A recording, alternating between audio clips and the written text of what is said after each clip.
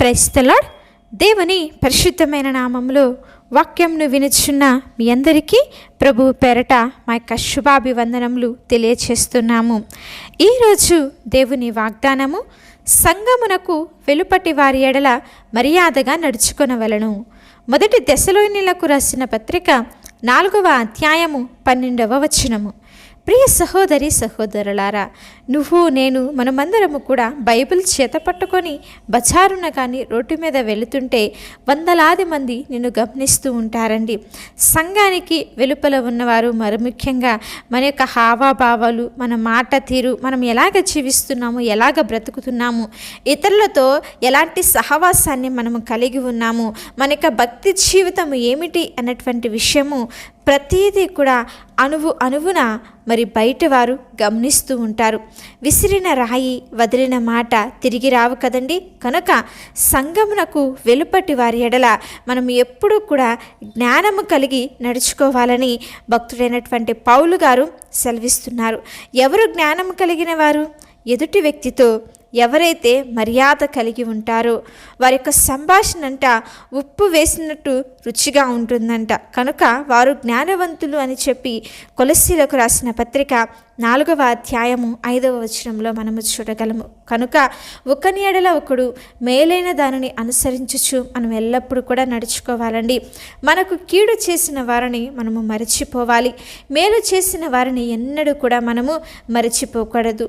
మరి తనకు ప్రాణదానం చేసినటువంటి మొర్దెకైని అహష్వేరోషు రాజు ఎంతగానో గనపరిచాడు, హెచ్చించి గొప్ప ఉన్నతమైనటువంటి స్థానాన్ని రాజు మొర్దెకైకి ఇచ్చాడండి. ఈ విషయం మనము ఎస్తేరు గ్రంథము 6వ అధ్యాయంలో చూడగలము. అనేక మారులంట ప్రాణాపాయంలో ఉండగా మరి యోనాతాను దావీదుకి తోడుగా ఉన్నాడు. కాబట్లే దావీదు రాజైన తర్వాత కృతజ్ఞత కలిగి తన యొక్క కుమారుడికి, యోనాతాను యొక్క కుమారుడికి ఎంతగానో ఉపకారం చేశాడండి. సదాకాలము కూడా తన బల్ల యొద్ద భోజనము చేయమని మరి యోనాతాను యొక్క కుమారుడిని దావీదు కోరాడు. మరి యోసేపు చేత కలభావము చెప్పించుకొని పానదాయకుల అధిపతి మేలు జరిగిన తర్వాత మరి యోసేపును జ్ఞాపకము చేసుకొనక అతన్ని ఏం చేశాడు? మర్చిపోయాడు. కనుక ఇతరుల పట్ల మనం ఎల్లప్పుడూ కూడా మేలుకరంగా నడుచుకోవాలి. ప్రతి విధమైనటువంటి కీడునకు మనం ఏమి చేయాలంటే దూరముగా ఉండాలండి. వెలుగు సంబంధుల వలె మనం నడుచుకోవాలి. మనము చీకటి కార్యాలు చేయటానికి చీకటిలో ఉన్నవారం కాదు కదా. మనుషులంట వెలుగును ప్రేమింపక చీకటినే ప్రేమించారు. మరి ఎందుకు చీకటిని ప్రేమిస్తున్నారంటే వీరికి దొంగతనాలు, వ్యభిచార జీవితము, అబద్ధపు జీవితము, లంచగొండితనము, మరి ఈ లోకంలో ఉంటున్న ప్రతి ఒక్క దుష్కార్యము కూడా వెలుగులోకి బయటకు వస్తుంది. కనుక వీరు ఎక్కువగా వెలుగులోనికి రావటానికి ఇష్టపడరు. చీకటిలోనే ఉండటానికి, ఆ పాపపు జీవితంలో బ్రతకటానికి, ఆ పాపపు లోకంలో ఉండటానికే ఎంతగానో ఇష్టపడతారండి. మరి వెలుగులో ఉన్న వాళ్ళను మరి వారి యొక్క పాపపు జీవితాన్ని మార్చుకొని ప్రభువుని వెంబడించే వారి మీద ఏం చేస్తారంటే ఈ చీకటిలో ఉన్న వాళ్ళు రాళ్ళు వేస్తూ ఉంటారు, నిందలు వేస్తూ ఉంటారు, అవమానాలు చేస్తూ ఉంటారు. మరి దేవుని బిడ్డల మీద ఎంతగానో అవమానపరుస్తూ, అవహేళన చేస్తూ, నిందలు వేస్తూ, అవమాన పాలు చేస్తూ మరి వారిని దూషిస్తూ నిందించేవారుగా ఉంటారండి. అయితే దేవుని బిడ్డలు చీకటిలో నుండి ఆశ్చర్యకరమైనటువంటి తన వెలుగులోనికి పిలువబడిన వారు కనుక మనము ఎల్లప్పుడూ కూడా పరిశుద్ధంగా జీవించాలి. మరి ఏర్పరచబడిన వంశము, రాజులైన యాజక సమూహము ఏ విధముగా పరిశుద్ధ జనము దేవుని సొత్తు ఉందో మనము కూడా ఎల్లప్పుడూ కూడా పరిశుద్ధంగా జీవిస్తూ వెలుగులో నడిచేవారంగా ఉండాలండి. రేపు కొనొక రోజు రాబోతుంది.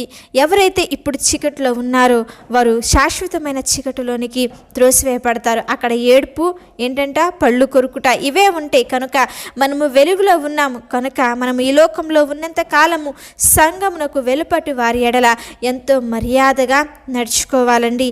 ఎంతో మరి గొప్పగా వారికి కావలసినటువంటి సహాయము చేస్తూ, దేవుని యొక్క మాటలను వారికి బోధిస్తూ, మన మాట తీరు, మన యొక్క ప్రవర్తన, మన యొక్క విధానము, మన యొక్క నడవడికను, మన యొక్క భక్తి జీవితాన్ని మనం ఏమి చేసుకోవాలో తెలుసా? చాలా జాగ్రత్తగా కాపాడుకోవాలి. కొంతమంది ఏం చేస్తారంటే ఏ పని కూడా చేయకుండా ఇతరుల జోలికి వెళ్తూ అక్రమంగా నడుచుకుంటారు అని చెప్పి మనం వింటూ ఉంటాం కదా. ఏ పని పాట లేకుండా తిరుగుతూ, పరుల జోలికి వెళుతూ, మరి కుక్క మీద, కోడి మీద, ఇలా చుట్టుపక్కల ఉంటున్న వాళ్ళ మీద వంకలు పెట్టి ఆడిపోసుకుంటూ ఉంటారు. ఇరుగు పొరుగు వారు బాగుండాలి అన్నటువంటి ఆశ, ఆలోచన ఉండదు. ఏంటంటే బద్ధకంగా ఆడరాని మాటలు ఆడుచు, వదలబోతూ మాటలు మాట్లాడుచు, పరుల జోలికి వెళుతూ ఇక ప్రతీదీ కూడా వారిని దూషిస్తూ నిందిస్తూ ఉంటారండి. మరి మనము దేవుణ్ణి ఎరిగినటువంటి మనము వీటన్నిటికీ దూరంగా ఉండాలి. రెచ్చగొట్టే పనులు మానివేసేయాలి. ఇళ్లలో చిచ్చులు పెట్టే పనులను మనము మానివేయాలి. ఇక్కడ మాటలు అక్కడ మాటలు ఇక్కడ చెప్పి మంచిని చెడుగా తిప్పి ఇతరులను రెచ్చగొట్టే పనులు, కుటుంబాలలో మరి గొడవలు పెట్టి, చిచ్చులు పెట్టి, సమాధానము లేకుండా చేయటం, ఇవన్నీ కూడా మనం ఏమి చేయాలి? మానివేయాలి. దేవుని పిల్లలమైనటువంటి మనము చాలా జాగ్రత్తగా ఉండాలి. నిన్ను గురించి వెలుపటి వారు సాక్ష్యం ఇవ్వాలి. ఆమె దేవుణ్ణి నమ్ముకుంది, అతడు దేవుణ్ణి నమ్ముకున్నారు. వారి జీవితం ఎంతలా మారిపోయింది, వారి బ్రతికి ఎంతలా మారిపోయింది, వారి యొక్క నడవడిక మారిపోయింది అని చెప్పి సాక్ష్యం ఇవ్వాలి. కానీ నిన్ను గురించి వాళ్ళ దేవుణ్ణి నమ్ముకున్న వాళ్ళ బ్రతుకు అంతే, వాళ్ళ మాట తీరు మానలేదు, వారి బ్రతుకు మారలేదు, వారి జీవితం మారలేదు, మరి వారి యొక్క విధానము, వారి యొక్క నడవడిక మారలేదు. ఎప్పుడు కూడా ఇతరుల మీద చాడీలే చెబుతూ, ఇక్కడ మాటలు అక్కడ చెబుతూ చిచ్చులు పెడతారు అన్నటువంటి సాక్ష్యాన్ని మనం పొందుకోకూడదండి.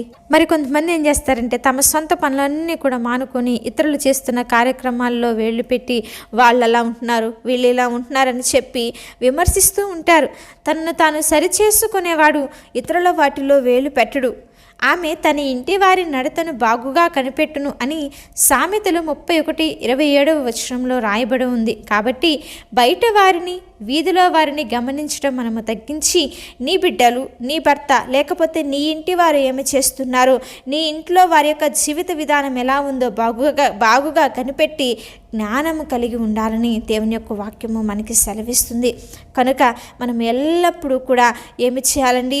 మర్యాదగా ఉంటూ, ఇతరుల పట్ల మర్యాద కలిగి జీవిస్తూ, ప్రేమ చూపిస్తూ, మరి ఏ కొదువ కూడా లేకుండా మనకు కుటుంబంను వెలుగులో నడిపించుకునే వారముగా ఉండాలి. కనుక మన గురించి ఇతరులు కూడా సాక్ష్యం ఇస్తారు. కనుక సంఘమునకు బయట మనం ఎప్పుడూ కూడా మంచి సాక్ష్యాన్ని, మంచి నడవడికను కలిగి జీవిద్దాము. అటు కృప దేవుడు మనకు అనుగ్రహించునుగాక. చిన్న ప్రార్థన చేసుకుందాం. మమ్మల్ని మిక్కిలిగా ప్రేమించిన మా ప్రియ పరలోకపు తండ్రి, శ్రేష్టమైన కృప కలిగిన ఉన్నతమైన నామమునకై మీకే స్తుతులు స్తోత్రములు చెల్లిస్తున్నాం. అవును తండ్రి, సంఘమునకు వెలుపటి వారి ఎడల మర్యాదగా నడుచుకొనుడి అని చెప్పి మీ లేఖనాల ద్వారా మాతో మాట్లాడుతున్నారు. మేము ఎలా నడుచుకుంటున్నాం, మా యొక్క ప్రవర్తన, మా యొక్క జీవిత విధానం ఎలా ఉందో ఒకసారి మమ్మల్ని మేము సరిచేసుకొని పరీక్ష చేసుకొని దేవా, ఇక నుంచి చీకట్లో కాకుండా వెలుగులో నడిచే వారంగా ఉండుటకు నీ కృపను అనుగ్రహించండి. జ్ఞానము కలిగి, మర్యాద కలిగి ప్రవర్తించడం మాకు నేర్పించమని ప్రార్థిస్తున్నాం. ఎంతమంది బిడ్డలైతే వాక్యంను వింటున్నారో వారి జీవితాలలో గొప్ప మేలులు, ఆశీర్వాదములు మీరు జరిగించండి. వారు ఎదుర్కొంటున్న ప్రతి ఒక్క ఆర్థికపరమైన ఇబ్బందుల్లో నుంచి, ప్రతి ఒక్క అనారోగ్య పరిస్థితుల్లో నుంచి స్వస్థత, విడుదల, విమోచన, రక్షణ మీరు దయచేయమని ప్రార్థిస్తున్నాము తండ్రి. వారి బిడ్డల చుట్టూ మీ కాపుదలు అనుగ్రహించండి. ఎగ్జామ్స్ రాసి ఉన్నారు, మీరు మంచి రిజల్ట్స్ ఇచ్చారు తండ్రి. అందుని బట్టి మీకు స్తోత్రములు దేవా. ఇంకా బిడ్డల ఎగ్జామ్స్ రిజల్ట్స్ కొరకు ఎదురు చూస్తున్న వారు ఉన్నారు తండ్రి. వారి జీవితాలలో కూడా గొప్ప కార్యము జరిగించి మంచి పర్సంటేజ్తో ప్రతి ఒక్కరు కూడా పాస్ అవటానికి మీ కృపను అనుగ్రహించమని ప్రార్థిస్తున్నాం. నడిపించండి, తోడించండి. గొప్ప కార్యములు, ఉన్నతమైన మేలులు ప్రతి ఒక్క బిడ్డ జరిగించమని ప్రార్థిస్తున్నాం. వారు చేస్తున్న వ్యాపారాల్లో వృద్ధిని, సమృద్ధిని మీరు అనుగ్రహించండి. వారి చుట్టూ, వారి యొక్క ప్రయాణాలలో మీ కాపుదలు అనుగ్రహించి, నడిపించి, బలపరిచి, మేలులను దయచేసి ఆశీర్వదించి దీవించమని యేసుక్రీస్తు వారి నామములో అడిగి వేడుకొని ప్రార్థిస్తున్నాము తండ్రి. ఆమేన్. అలాగే మీ యొక్క ప్రార్థన అవసరత మాకు తెలియచేసిన యెడల మేమందరము కూడా మీ గురించి ప్రార్థన చేస్తాము. దేవుని ఉన్నతమైన కృప మీకు, మీ కుటుంబాలకు తోడయ్యుండి నడిపించునుగాక.